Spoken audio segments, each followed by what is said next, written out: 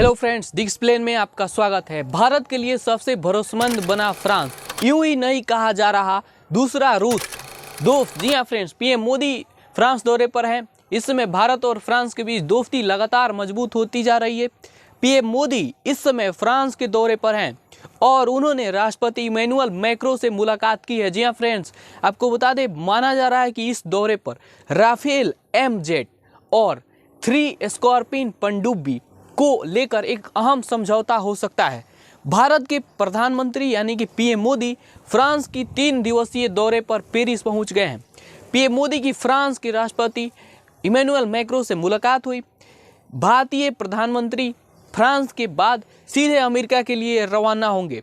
Well दोस्तों, America में PM Modi पहली बार अमेरिकी राष्ट्रपति डोनाल्ड ट्रंप से उनके दूसरे कार्यकाल में मुलाकात करेंगे। पीएम मोदी मैक्रो के साथ एआई एक्शन समिट की सह अध्यक्षता भी करेंगे। वेल दोस्तों, पीएम मोदी और फ्रांसीसी राष्ट्रपति के बीच में भारत और फ्रांस के बीच रणनीतिक भागीदारी की समीक्षा होगी। वेल दोस्तों, एआई समिट के बीच भारत और फ्रांस के बीच परमाणु रक्षा डील के लिए रिश्तों को मजबूत करने पर गंभीर बातचीत होगी। वेल दोस्तों, ऐसा माना जा रहा है कि इस दौरे पर जो पीएम मोदी हैं, नौसेना के लिए 26 राफेल एम फाइटर जेट को मंजूरी दे सकते हैं। वेल दोस्तों, यह डील 7 अरब यूरो की हो सकती है। भारत और फ्रांस के बीच पिछले कुछ दशकों में जिस तरह से दोस्ती मजबूत हुई है, उससे फ्रांस को दूसरा रूस कहा जा रहा है। वेल दोस्तों, आइए समझते हैं, भारत और फ्रांस के बीच दोस्ती न केवल कूटनीतिक मोर्चों पर मजबूत हुई है, बल्कि रक्षा के क्षेत्र में भी बढ़ रही है। वेल दोस्तों, काफ़ी मजबूत हुई है। भारत ने अपने एयरफोर्स के लिए राफेल जेट खरीदने और अब नेवी के लिए भी अरबों डॉलर की डील होने जा रही है।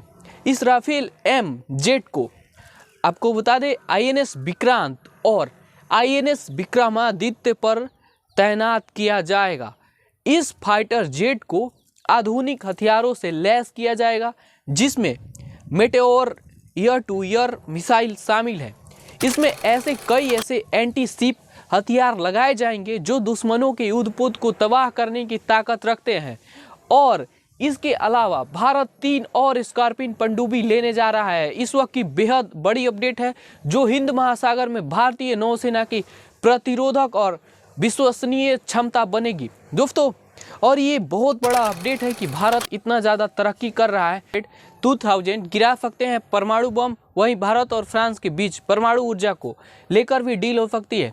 विश्लेषकों का कहना है कि भारत और फ्रांस के बीच में छोटे मॉड्यूलर रिएक्टर को लेकर ऐलान हो सकता है, जिससे दोनों देशों के बीच सिविल न्यूक्लियर कोऑपरेशन मजबूत होगा।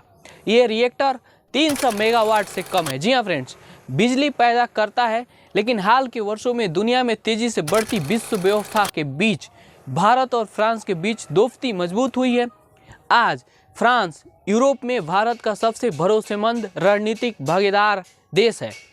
यही नहीं, रूस के बाद फ्रांस भारत का दूसरा सबसे बड़ा हथियार का सप्लायर है।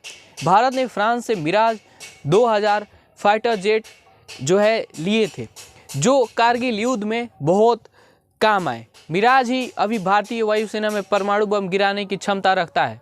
यही नहीं, फ्रांस भारत से पिनाका रॉकेट सिस्टम के लिए बातचीत कर रहा है। इस सिस्टम को आर्मेनिया ने भी खरीदा है।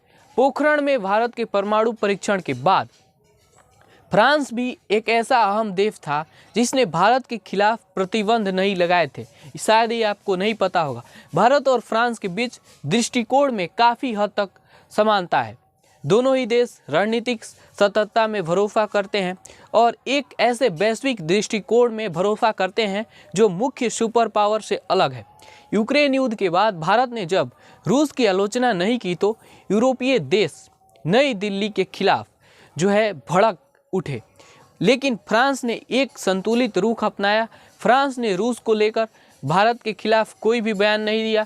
भारत और फ्रांस दोनों का ही जो हिंद महासागर क्षेत्र में एक ऐसा विचार है, भारत और फ्रांस का मानना है कि दक्षिण चीन सागर को खुला रखा जाए ताकि वहां से जहाज़ों का आना जाना आसानी से हो सके, लेकिन ये चीन है कि मानता नहीं। वेल दोस्तों, यहाँ तक इस वीडियो को अगर आप देख रहे हैं और इंटरनेशनल रिलेशन और जियोपॉलिटिक्स जैसे मुद्दों में आपकी दिलचस्पी है, तो जुड़िए अभी हमारे साथ द एक्सप्लेन के साथ। बाकी देखते रहिए द एक्सप्लेन।